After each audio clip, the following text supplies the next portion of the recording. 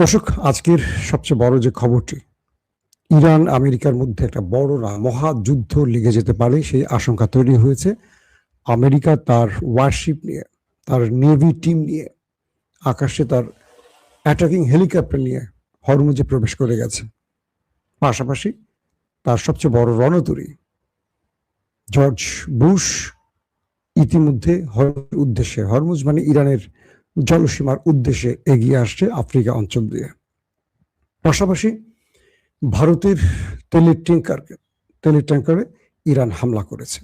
এটা নিয়ে ভারতে থাকা ইরানের রাষ্ট্রদূতকে তলব করা হয়েছে। পাশাপাশি সবচেয়ে যে বড় খবরটি সেটি হলো, এবার ইরানের সাথে বড় ফ্রেমে যুদ্ধের জন্য আমেরিকা ইসরায়েল নতুন পরিকল্পনা নিয়ে মাঠে নেমেছে এবং তারা ইরানের জাহাজ পাওয়া মাত্র অ্যাটাকের ঘোষণা দিয়েছে। সবকিছু মিলে মধ্যপ্রাচ্য আবারও অশান্ত হয়ে উঠছে। আমি আপনাদেরকে সংক্ষিপ্ত সময়ের মধ্যে এই খবরগুলো দেওয়ার চেষ্টা করব। আপনারা সবাই শুনতে এবং দেখতে পাচ্ছেন আশা করি। প্রথম যে ঝামেলাটি হয়েছে, ডোনাল্ড ট্রাম্প হরমুজ প্রণালী ছাড়বেন না, তিনি ঘোষণা দিয়েছেন। আর ইরান বলছে, তুমি হরমুজ থেকে না গেলে আমার অবরোধ অব্যাহত থাকবে। অর্থাৎ ইরানের জলসীমা হরমুজে আমেরিকা উড়ে এসে জুড়ে বসে বলছে এটা এখন অবরোধ চলবে। ইরান আমেরিকার সাথে যতগুলি আলোচনা করেছে পাকিস্তান, মিশর বা টার্কির মাধ্যমে, প্রত্যেকটি জায়গায় ডোনাল্ড ট্রাম্প বলছেন একটা, পরবর্তী ইসরায়েলের চাপে পড়ে করছেন আরেকটা। মার্কিন গণমাধ্যমগুলো ডোনাল্ড ট্রাম্পের কিছু তথ্য প্রচার করেছেন। গত 4 বছরে ডোনাল্ড ট্রাম্পের কিছু আমলনামা প্রকাশ করেছেন।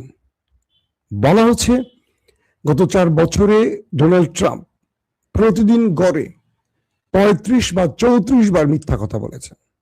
অর্থাৎ ডোনাল্ড ট্রাম্পের পুরো আমলনামাকে পর্যবেক্ষণ করে মার্কিন গণমাধ্যমগুলো বলছে, গত 4 বছরে ডোনাল্ড ট্রাম্প গড়ে প্রতিদিন 34 বার বা 35 বার মিথ্যা বলেছেন।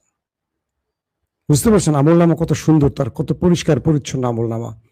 একটা বৃহৎ রাষ্ট্রের প্রেসিডেন্ট গড়ে 34 থেকে 35 বার মিথ্যা বলেছে, যেটা রেকর্ডেড। এ আড়ালে যেগুলো রেকর্ড হয়নি ক্যামেরায়, সেটার কথা বলা মুশকিল। তাহলে সংখ্যাটা কত হবে? পাকিস্তান পড়ে গেছে সবচেয়ে বড় চাপে, কারণ পাকিস্তান এই দুটো দেশের মধ্যে আলোচনা চালিয়ে যাচ্ছিল। পাকিস্তান চেষ্টা করছিল যে কোনোভাবে এই দুটো দেশের মধ্যে সম্পর্ককে ধরে, মানে যুদ্ধবিরতিটা ধরে রাখা এবং একটি সমাধান যেন হয় দু রাষ্ট্রের মধ্যে, এটি পাকিস্তান মনে প্রাণে চেয়েছিল। এই জন্য আসিম মনির, শাহবাজ শরীফ ব্যাপক কাজ করেছে এবং আসিম মনির ইরানের সফর করেছেন ইরানকে রাজি করাতে আমেরিকার প্রস্তাবে। ইরান পাকিস্তানের বন্ধু রাষ্ট্র বলে ইরান রাজিও হয়েছে। এরপর ইরান হরমুজ প্রণালী খুলেও দিয়েছে। যখন ইরান হরমুজ প্রণালী খুলে দিয়েছে, আমেরিকা এটাকে নিজের বিজয় হিসেবে দেখে নিজের অবরোধ অব্যাহত রেখেছে। এরপর 24 ঘন্টা পর ইরান আবারও হরমুজ প্রণালী বন্ধ করে দেয়। এবার আমেরিকা ইসরায়েল, যেমন আল জাজিরার হিসেবে বা আল জাজিরার তথ্য মতে, আল জাজিরা বলছে আমেরিকা ইসরায়েল ইরানের বিরুদ্ধে একটি বড় আক্রমণের প্রস্তুতি নিচ্ছে এবং ইসরায়েলের গণমাধ্যমগুলো এই তথ্য নিশ্চিত করেছে যে তারা একটা বড় আক্রমণের জন্য কাজ শুরু করেছে এবং তারা সেইভাবেই মধ্যপ্রাচ্যের সকল সামরিক শক্তি সরঞ্জাম জড়ো করছে। এখন প্রশ্ন হলো, আমেরিকা আসলে চাইছে কি, ইসরায়েল আসলে চাইছে কি? তারা ইরানের ধোলাই খাবার পর তারা চেয়েছিল যুদ্ধবিরতি দিয়ে কিছুদিন সময়। এই সময়ের মধ্যে আমেরিকা নতুন করে তার অস্ত্র নিয়ে আবারও মধ্যপ্রাচ্যে ঘাঁটি কাটবে, কারণ ইরান এই অঞ্চলে মার্কিন ঘাঁটিগুলোকে ধ্বংস করেছে, প্রতিরক্ষা ব্যবস্থাগুলোকে ধ্বংস করেছে এবং মার্কিন সেনাবাহিনীদের ব্যাপক ক্ষতি করেছে। এটিকে কয়েকদিনের মধ্যে নতুন করে রিপ্লেস করে ইরানের সাথে লড়াইটা। কিন্তু পৃথিবীকে আমেরিকা ইসরায়েল দেখিয়েছে তারা শান্তির জন্য আলোচনা করতে চায়, কিন্তু ঘটনা ছিল ভিন্ন। ইরান হরমুজ প্রণালী খুলে দেওয়ার পর আমেরিকা সেখান থেকে যায়নি। ইরান বলল, তোমার শর্ত ছিল তুমি এখান থেকে চলে যাবা, তুমি যাচ্ছ না কেন? তখন ইরান বন্ধ করে দিয়েছে। পাশাপাশি ইরান বলে দিয়েছে যে হরমুজ প্রণালী দিয়ে প্রতিটি জাহাজকে টোল দিয়ে যেতে হবে। ইতিমধ্যে বেশ কিছু জাহাজ টোল দিয়ে গেছে। হঠাৎ করে আমেরিকার অন্যতম মিত্র ভারত বা ইসরায়েলের সবচেয়ে প্রিয় বন্ধু ভারত, ইসরায়েল এবং আমেরিকার শক্তি নিয়ে হরমুজ প্রণালী অতিক্রম শুরু করলে সেই ভারতীয় জাহাজটিতে ইরান আক্রমণ করে বসে।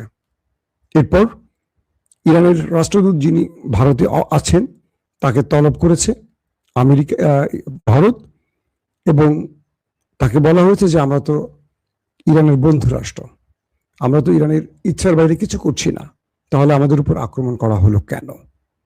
ইরান তাকে সাফ জানিয়ে দিয়েছে যে তুমি ইসরায়েলের মিত্র এবং তুমি তলে তলে ওদের হয়ে কাজ করছো। আমরা তোমাকে বন্ধু যে শব্দটি বলো সেই বন্ধুত্বের শব্দতে আর আশ্বস্ত বা বিশ্বাস করতে পারছি না। এখন মূলত যুদ্ধটা একটা ফ্রেমে চলে গেছে, যে ফ্রেমটা খুব কঠিন আকার ধারণ করছে। সেটা কি? আমেরিকা তার সকল শক্তি নিয়ে হরমুজে চলে আসছে, তার নেভিকে হরমুজে টেনে আনছে, তার প্রচুর ওয়ারশিপকে আনছে, তার অ্যাটাকিং হেলিকপ্টারগুলোকে নিয়ে আসছে।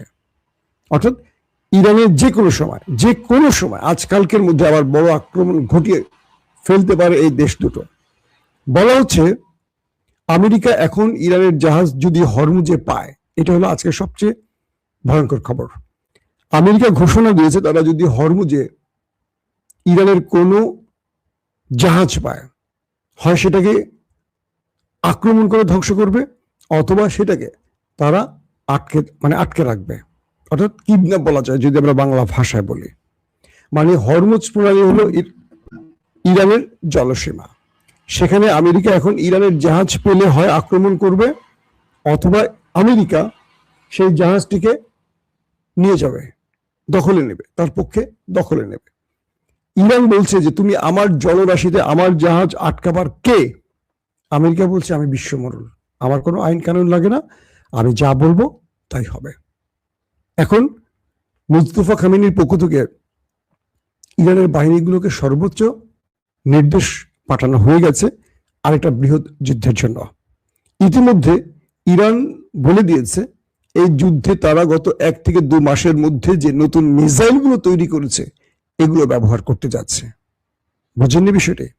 অর্থাৎ যে যুদ্ধটা শুরু হলো ইসরায়েল এবং আমেরিকার সাথে ইরানের, এই যুদ্ধের সময়ের মধ্যেই ইরান নতুন কিছু মিসাইল তৈরি করেছে।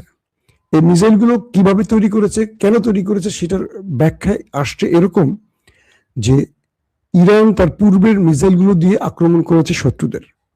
এই মিসাইলগুলো কোনটা ফেল করেছে, কোনটা সফল হয়েছে, তার উপর একটা পর্যবেক্ষণ তৈরি করেছে ইরান। এবং এই আক্রমণের মধ্যে যে মিসাইলগুলো সফলভাবে আমেরিকা, ইসরায়েল বা গালফে হিট করেছে, সেই মিসাইলগুলোকে আরো আপগ্রেড ভার্সনে ইরান তৈরি করছে এবং শত্রুর দুর্বলতাগুলো ইরান চিহ্নিত করতে পারায় ইরান এখন নতুন আদলে নতুন ভেরিয়েন্টের মিসাইল তৈরি করছে। ইরানের পক্ষ থেকে বলা হয়েছে এই মিসাইলগুলো তারা গত 1-1.5 মাস বা 2 মাসের মধ্যে তৈরি করেছে। বুঝতে পারছেন? অর্থাৎ যে লড়াইটা হয়েছে ওই দেশগুলোর সাথে ইরানের, যে মিসাইলগুলো সফলতা পেয়েছে, আবার শত্রুর দুর্বলতা কোন কোন টাইপের, কোন কোন পজিশনে, সেই পজিশনগুলোকে চূড়ান্ত করেছে। কোন মিসাইলগুলো সেই পজিশন ভাঙতে পারে সেটাকে তারা ঠিক করেছে। কোন মিসাইল সাকসেসলি শত্রুর বৃহৎ ক্ষতি করতে পারে সেটাকেও তারা কনফার্ম করেছে। তো এই বিষয়গুলোকে তারা ঠিক করে তাদের যারা ড্রোন বা মিসাইল তৈরি করে তাদেরকে দিয়ে নতুন আদলে ভয়ঙ্কর সব মিসাইল ইরান তৈরি করেছে। এবং ইরান বলছে এই মিসাইলগুলো তারা এবার ব্যবহার করবে শত্রুর বিরুদ্ধে। পাশাপাশি আল জাজিরা বলছে যে ইরানের 40% ড্রোন এখনো অব্যাহত আছে। আমেরিকা যে দাবিটি করেছে যে ইরানের ড্রোন বা মিসাইল স্টোরেজ তারা শেষ করে দিয়েছে, ধ্বংস করে দিয়েছে, আল জাজিরা বিভিন্ন তথ্য উপাত্ত সংগ্রহ করে বলছে যে না, ইরানের 40% ড্রোন এখনো ঠিক আছে। আর ইরান বলছে তাদের কাছে আছে প্রায় 80,000-এর উপর ড্রোন এখনো অক্ষত, যেগুলো শত্রুর বিরুদ্ধে তারা ব্যবহার করতে যাচ্ছে। পাশাপাশি প্রতিদিন তাদের অজস্র ড্রোন এবং মিসাইল তৈরি হচ্ছে। অর্থাৎ এই 80,000 পূর্বের মিসাইল যেগুলোর হিসেব বলছি আমি, কিন্তু নতুন করে যেগুলো প্রতিদিন চলছে ফুল টাইম কাজ, 24 ঘন্টায় মিসাইল ড্রোনের নির্মাণ কাজ চলছে, এগুলো ইরান তার হিসেবে তোলেনি। এই পরিস্থিতিতে এখন পৃথিবী আরেকটি অনিশ্চিত যাত্রায় এগিয়ে চলছে। সেটা কি? যে কোনো সময় আমেরিকা সিজফায়ার লঙ্ঘন করবে, ইসরায়েলকে নিয়ে ইরানে আবারও ব্যাপক আকারে বোম্বিং করবে। এটা আল জাজিরা বলছে, যে কোনো সময় ইরানে এই দুটো দেশ আবার বোম্বিং শুরু করতে পারে। তাদের কাছে এই গোপন তথ্যগুলো আছে, আল জাজিরার রিপোর্টে বলা হয়েছে। আর ইরানও সেটাকে মোকাবেলার জন্য তার প্রস্তুতি সম্পন্ন করেছে। তো যেটি শুরুতে বললাম, যে রাষ্ট্রগুলো আলোচনা করেছেন সেই রাষ্ট্রগুলো এখন ডোনাল্ড ট্রাম্পের কারণে বিপদে পড়ে গেছেন। পাকিস্তান আমেরিকাকে বলছেন যে আপনারা বারবার আমাদেরকে টেনে আনছেন এই যুদ্ধবিরতির মধ্যে, কিন্তু শেষ পর্যন্ত কোনো কথা রাখছেন না কেন? এতে করে কি করে যুদ্ধবিরতি ঘটবে বা বিশ্ব শান্তি ফিরে আসবে? আমেরিকা আসিফ মনির এবং শাহবাজ শরীফকে ধন্যবাদ পাঠিয়েছেন এবং তিনি যুদ্ধবিরতির নাম করে আমেরিকাকে যে সুযোগ পাইয়ে দিয়েছে, সুবিধা এনে দিয়েছে, এটার জন্য থ্যাঙ্কস শুধু নয়, সঙ্গে তিনি ফিফা প্রধানকে, মার্কিন প্রেসিডেন্ট ডোনাল্ড ট্রাম্প ফিফা প্রধানকে, ফুটবল যে আসছে বিশ্বকাপ ফুটবল, সেই ফুটবলে ন্যাটোর কোনো দেশকে বাদ দিয়ে পাকিস্তানকে সেই ফুটবলে সংযুক্ত করার আবেদন করেছে পাকিস্তানের প্রতি কৃতজ্ঞতা স্বরূপ। পাকিস্তানের জনগণ বলছে পাকিস্তান খেলে ক্রিকেট, ফুটবলে তারা ভালো না। এখন আমাদের বাংলাদেশের ফুটবল টিমকে যদি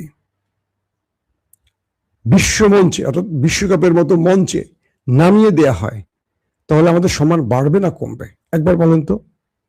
প্রতিটা দল বাংলাদেশকে কয়েক ডজন করে যখন গোল দেবে, বাংলাদেশ একটি ম্যাচ দূরের কথা, প্রতিদিন যদি 10টা 12টা 15টা করে গোল খায়, বাংলাদেশের অবস্থাটা কি হবে?